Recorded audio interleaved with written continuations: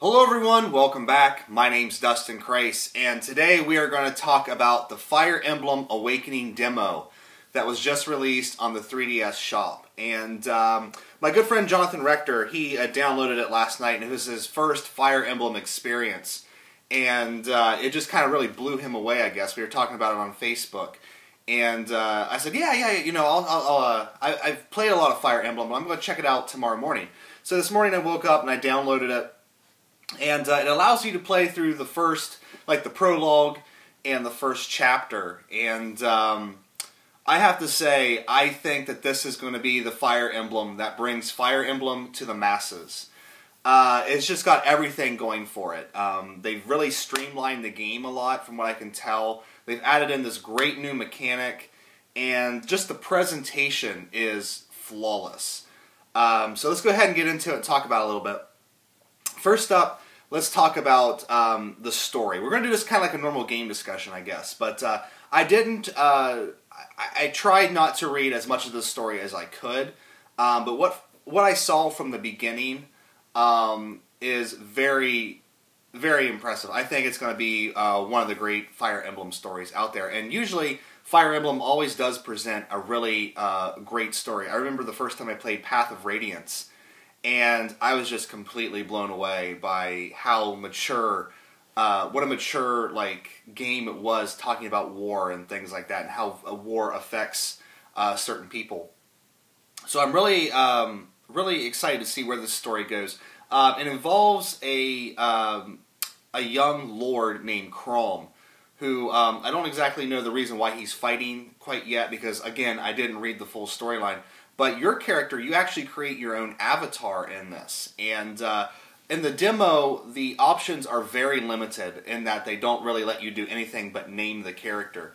But it looks like you're going to have a lot of control over the character's appearance and, you know, kind of like Skyrim and things like that. And really make it your own character.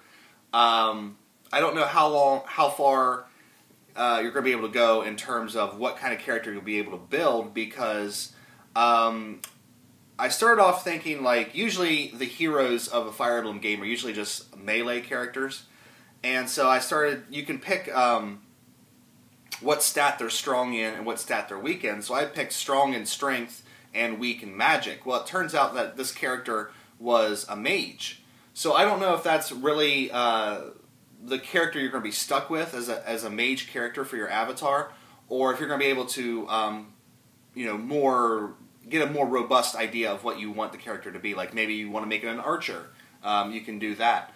That'd be really cool if Nintendo allows you to do that. Again, the demo is very, very strict on what you can change for this avatar character. So you're kind of stuck with a mage. But your avatar character, of course, has amnesia. Why not? Every RPG character out there has amnesia at one point or another.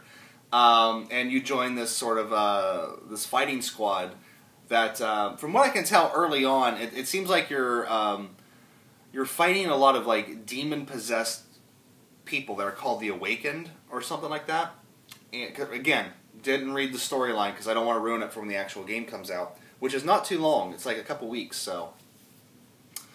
And yeah, I'm really excited to see where this story is going to go. Like I said, every Fire Emblem game I've played, I've really enjoyed the storyline in, so I really think it's a great series. The gameplay mechanics. Now, they've done a lot of things to really kind of speed up the gameplay. And that goes for, you know, you've always been able to turn off the battle effects. Like, when you move your units and fight another unit, it'll go to a different screen and you'll watch the two fight each other. And this has really been upgraded a lot. And we'll talk about that when we get to the graphics. But you're able to just kind of fast forward through that, because a lot of times it feels like a bit of a slog having to watch not only everybody attack on your phase, but then watch the entire enemy phase. When I was playing on the DS, which I need to get back to, I would find myself skipping the enemy phases and then just going back into my phase and checking out where everybody's at, and then going into attack, because it's just, sometimes it feels like you just don't have enough time to play these longer games. But yeah, really kind of streamlined that. There's all these controls down at the bottom where you can like fast forward, You can pause the battle. I think you can rewatch them as well. So, really seems like they're going for a much more, how do I want to put this? I don't want to say leaderboard-esque type thing, but you know how like in Halo you can share your multiplayer kills and things like that? That'd be cool if like you had a unit just critical a boss and kill it in one hit, and you want to save that and show your friends. That'd be a really cool thing to do. The big thing about this game is that it has a new mechanic where if you put two units adjacent to each other and attack an enemy, they will help each other out. This is huge, and I love it, because how many times have you played Fire Emblem where you've moved a healer up to heal a critically injured person, and then all of a sudden the enemies just swarm your healer? This way, if you have the healer next to another unit, that other unit will help out by either boosting their stats, by blocking hits for them, or even, you know, both units will attack at the same time. And it seems like there is a bit of a affinity system in this, because I found that after I used this sort of dual attack, both units had a little heart pop up above their heads. So I think there is a way that, you know, if you get two units working together, more often than not, they're going to get a bigger affinity for each other, and they're going to attack. Now, that I need to look into more on that, but I think that's how it works, because I don't see a reason why there'd be hearts going up above you know, units' heads unless they were getting an affinity for each other. So, like I said, that's really going to change, you know, how you plan out your movements on the grid. I know it changed the way I thought about definitely moving my healer, making sure my healer was always next to somebody. You know, like with older games, the healer would just be kind of lagging behind, and then I would take the injured units back to meet them. But I'm going to have to work harder to keep the healer unit with another unit, so they're always defended. So the graphics, this is where I really got blown away. The 3D is phenomenal, and you wouldn't think a Fire Emblem game would really benefit from 3D, but you know, just playing the overhead view on the world map, or the map there, and then you see, like, you know, smokes from fire, and it just looks really impressive. It's one of the first 3D games where I might actually play the entire game in 3D. There's sort of three graphics to talk about. There's the tried and true overworld map Fire Emblem that we all know, and that, for the most part, aside from the 3D and how impressive that looks, it's pretty much the tried and true thing. There is the sort of in-game cutscene graphics that you're going to see more often than not. And those look really good. You know, kind of comparable to, say, Path of Radiance or something like that. Very nice looking. What really blew me away, though, was the cutscene graphics. Like the I don't want to say pre-rendered cutscenes, because that's not what they use anymore. But they sort of have a anime-esque vibe to them. And I don't know, it was just watching the fluidity of the movements of the characters and things like that. I was just so impressed. It looks like a, I don't want to say a cartoon, because that might put like cel-shaded, well, it is cel-shaded. The cel-shaded cutscenes, yeah. Just really impressive looking. And I still think that of the modern graphics, cel shading is like the best out there.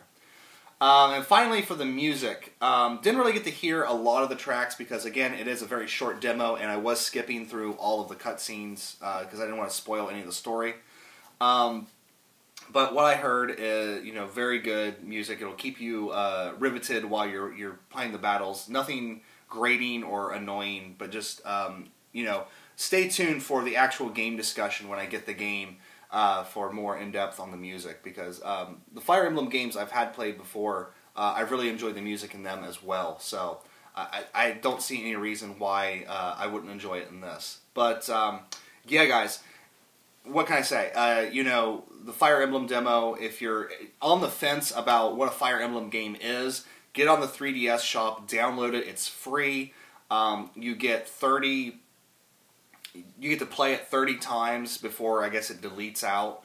And just experiment with the game and see if it's something you'd be interested in, because I really think that this is going to be the Fire Emblem that really just breaks the dam and makes it one of Nintendo's big franchises. I really hope that's true, because it's definitely a franchise that Nintendo, Nintendo kind of has its crutches. Mario, Zelda, to a lesser extent, Samus. Kirby's been a big one now. I'd really like to see Fire Emblem become one of the pillars of Nintendo and get sort of the respect over here that the series really deserves, because it's really a fantastic strategy series and probably my favorite strategy series out there. So definitely go in the 3DS shop, check it out. But that's it for me. I'm going to go upstairs and play some more Unchained Blades and watch some Doctor Who because I have the day off. Ha ha! So anyway, guys, thanks for watching. Take care. I'll see you next time.